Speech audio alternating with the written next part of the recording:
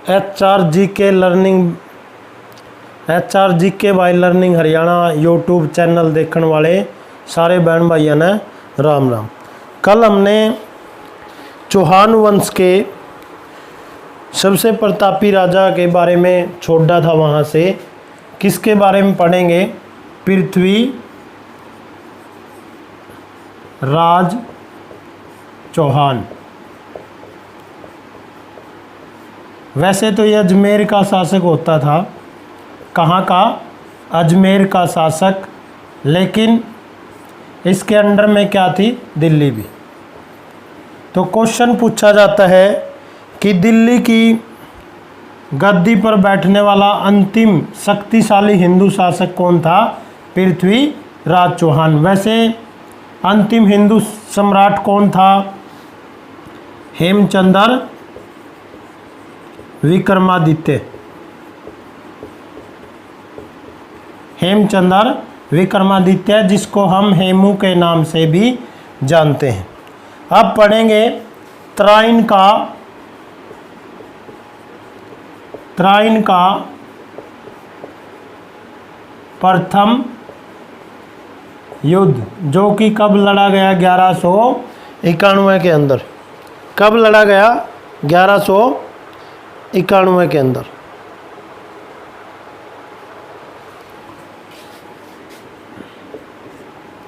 ये किस किस के बीच में हुआ? मोहम्मद गौरी वर्सेस पृथ्वी राज चौहान।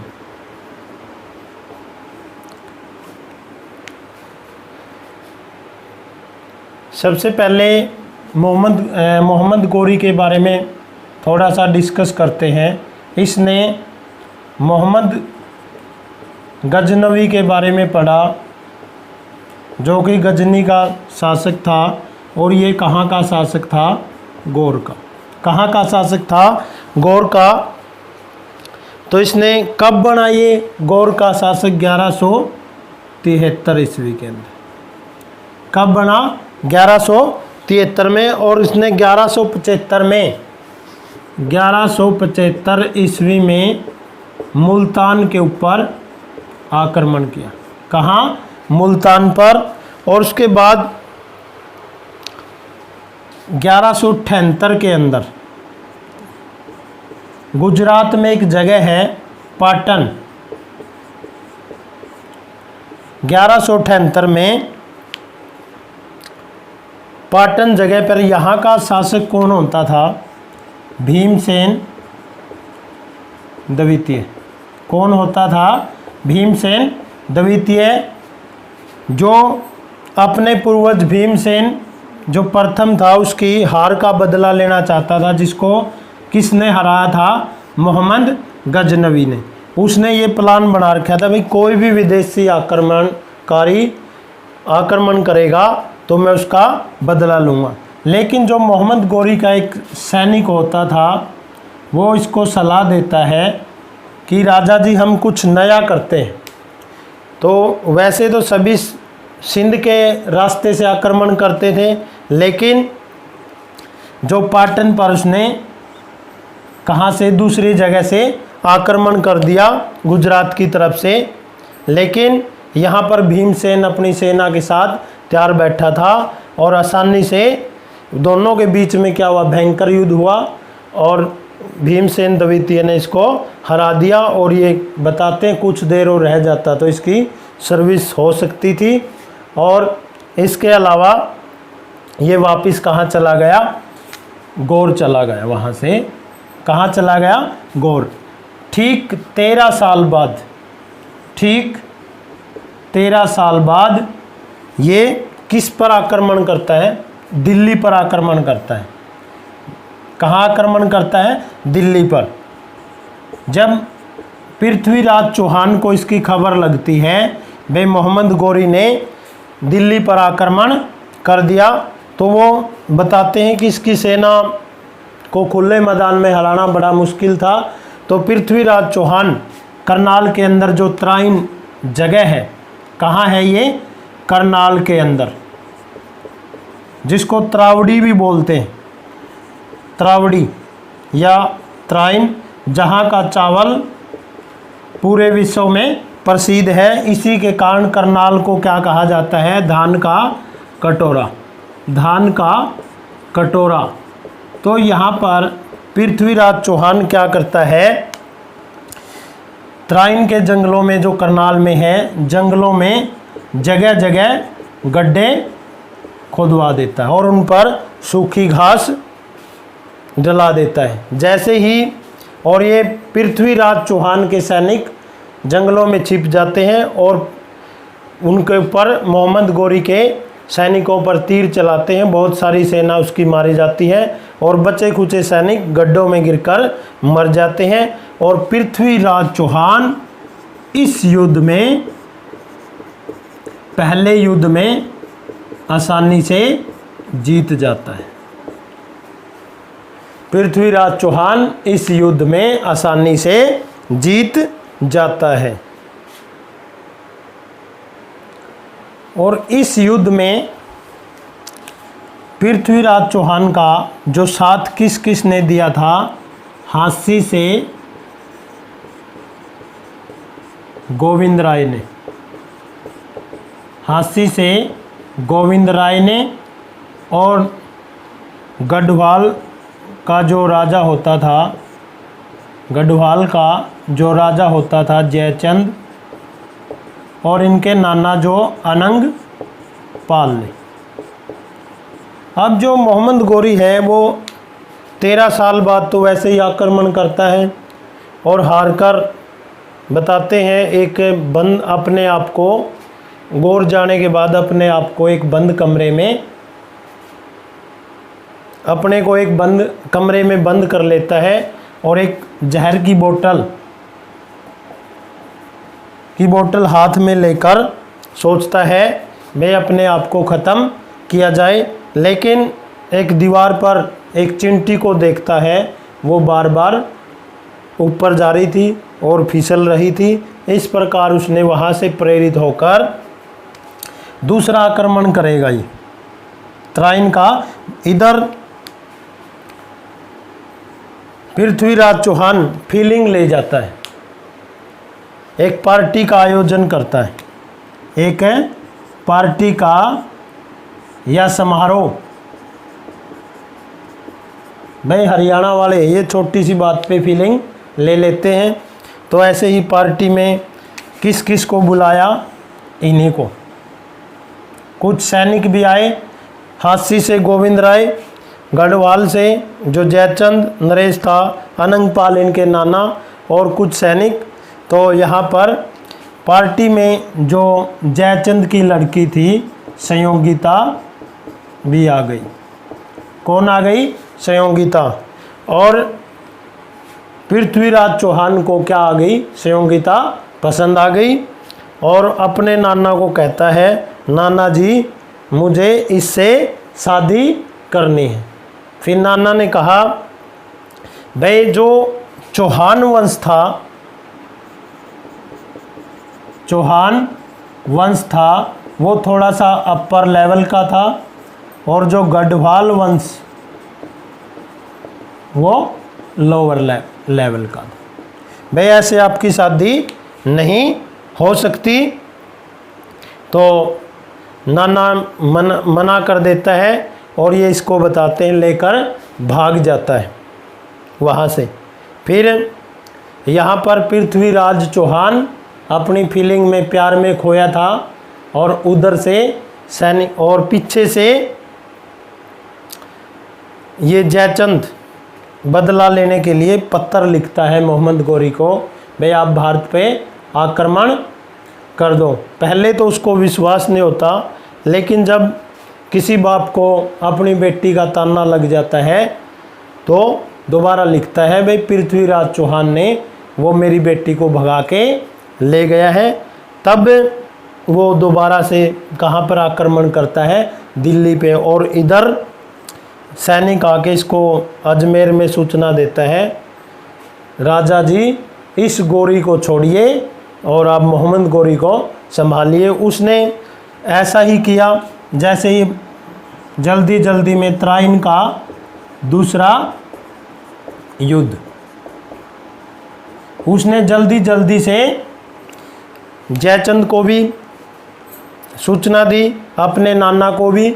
नाना ने कहा भाई पहले तो तू प्यार में खोया था, अपने आप भाग ले लड़ाई में। तो हाँसी से गोविंद राय ने तो इसका साथ दिया, लेकिन जयचंद किसकी ओर से लड़ा? मोहम्मद गौरी की ओर से। पृथ्वीराज चौहान ने वही किया, त्राइन में रोकने की कोशिश की, जगह जगह पे गड्ढे खुदवा दिए। और इस बार जयचंद किसकी ओर से लड़ रहा था? जैसे ही सैनिक इसने पृथ्वीराज चौहान ने उसके बहुत सारे सैनिक मार दिए, आगे बढ़ने लगे, तभी जयचंद ने कहा भाई रुकिए, यहाँ पर गड्ढे हैं। तो फिर मोहम्मद गौरी ने इसको, पृथ्वीराज चौहान को बंदी बना लिया। और त्राइन का दूसरा युद्ध कौन जीत गया? मोहम्मद गौरी। जो दूसरा युद्ध था उसमें किसकी हार हो जाती है? पृथ्वीराज चौहान की। बताते हैं अगर संयोगिता उस पार्टी में नहीं आती तो यह न मुगल आते, न खिलजी वंश आता, या विदेशी आक्रमणकारी कोई भी नहीं आता, और भारत का बुरे दिन वहाँ से शुरू हो जाते हैं। इसके बाद जो दरबारी कवि था, कवि कौन था? चंदर बरदाई। चंदर बरदाई ने क्या लिखी थी? पृथ्वी राज रासो। तो जैसे ही मोहम्मद गौरी ने उसको बंदी, कुछ इतिहासकार तो कहते हैं वही मार दिया पृथ्वीराज चौहान को, लेकिन पृथ्वीराज रासो लिखता है मैं उसको बेड़ियान वहाँ ले गया अपने साथ। कहाँ ले गया? गौर ले गया। और जैसे ही बोलता मैं अगले दिन वहाँ गया, हमारे राजा के बेड़ियाँ डाली हुई थी पृथ्वीराज चौहान को, और उसको वहाँ मैंने कहा भाई मेरा राजा में ऐसा टैलेंट है, अगर तो इसको ये शब्द वेदी बाण छोड़ता है। उसने मोहम्मद गौरी ने कहा हम तुम्हारे राजा का टैलेंट देखना चाहते हैं। तो उसने जैसे उसकी आंखें तो बताते फोड़ दी थी, इधर उधर से जिधर से सैनिक आवाज़ लगाते ये शब्द वेदी बाण छोड़कर उनको मार देता था। और जैसे ही मोहम्मद गौरी ने क्लैपिंग की तो इसने उसको भी मार दिया। और फिर बोलता है ये चंद्र बरदाई मैंने पृथ्वीराज चौहान को मार दिया और फिर खुद को मार दिया, ऐसा ये सब झूठ बोलता है। लेकिन जो चंदावर का युद्ध हुआ, चंदावर का युद्ध हुआ,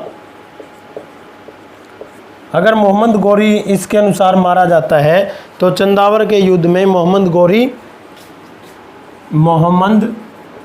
गौरी वह किसके बीच में होता है? जयचंद के बीच में। किसके बीच में? अगर मोहम्मद गौरी मारा जाता है तो इसकी आत्मा थोड़ी लड़ने आई थी।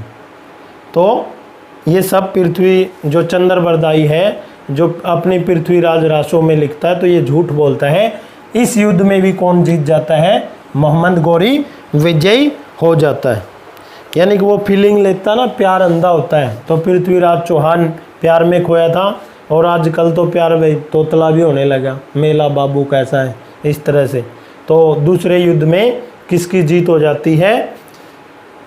मोहम्मद गौरी की। और चंदावर का युद्ध जो कब हुआ? 1215 के 1215 में, सॉरी 1215 में चंद्रावर का युद्ध हुआ। चंदावर का युद्ध जिसमें कौन जीत गया? मोहम्मद गौरी। अब त्राइन का तीसरा युद्ध, सॉरी 1194 में हुआ था चंदावर का युद्ध। और 1215 में क्या हुआ? त्राइन का तीसरा युद्ध। ये हुआ था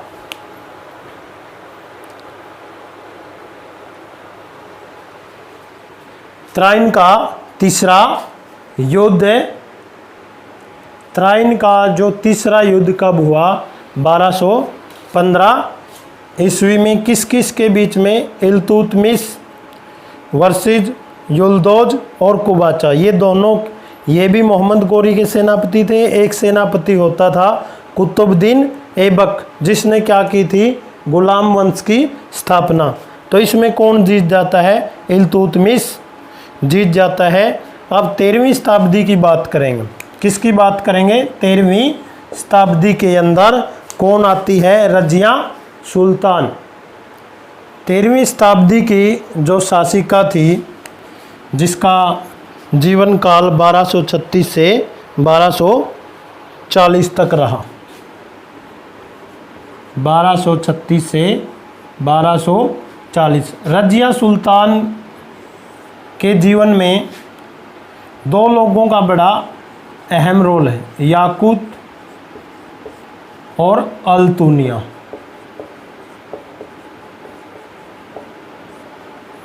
रजिया सुल्तान जो दिल्ली की गद्दी पर बैठने वाली अंतिम और पहली महिला शासिका थी, मुसलमान शासिका थी, जो टोपी और बुर्का लगाकर दरबार में जाती थी। यहाँ पर क्या है, याकूत प्यार करता था रजिया सुल्तान से। यहाँ से कहने का मतलब है आउट गोइंग थी, लेकिन इनकमिंग नहीं थी। भाई याकूत तो रजिया सुल्तान से प्यार करता था, लेकिन रजिया सुल्तान याकूत से प्यार नहीं करती। दूसरी तरफ रजिया सुल्तान इससे प्यार करती थी, लेकिन ये इससे प्यार नहीं करता था, यानी कि यहाँ से इनकमिंग थी।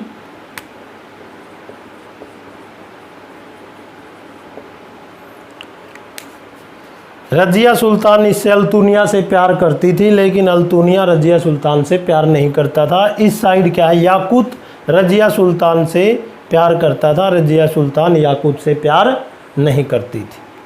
तो ये बड़ा शक्तिशाली था। क्या था ये, शक्तिशाली। और इसने, ये बड़ी समझदार भी थी। भाई कहीं याकूत अल्तुनिया को न मार दे, इसने इसको तो क्या बना दिया, बठिंडा का सूबेदार, और इसको क्या बना दिया, घोड़ों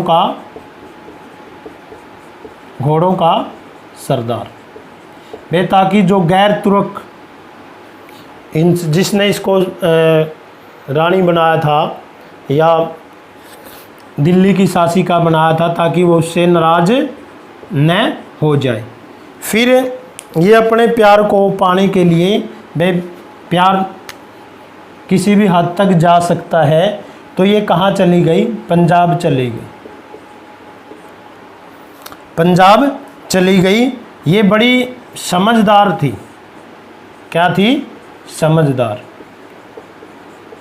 तो इसने सोचा भाई दिल्ली के लोग मेरे को तो रानी मान लेंगे, लेकिन अल्तुनिया को नहीं मानेंगे। तो इसका भाई था एक बहराम शाह, उसको ये पत्र लिखती, क्या लिखती है, पत्र लिखती है कि भाई मेरे को अल्तुनिया ने बंदी बना लिया है।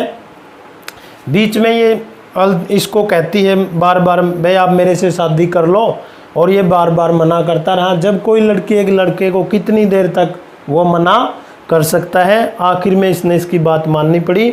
और फिर इसने ये चाल चली, भाई दिल्ली के लोग मेरे को तो रानी मान लेंगे, लेकिन अल्तुनिया को राजा नहीं मानेंगे। इसने एक साजिश रच के, चाल रच के अपने भाई बहराम शाह को पत्र लिखा, भाई अल्तुनिया ने मेरे को बंदी बना लिया है, वो कहता है या तो मेरे से शादी कर ले।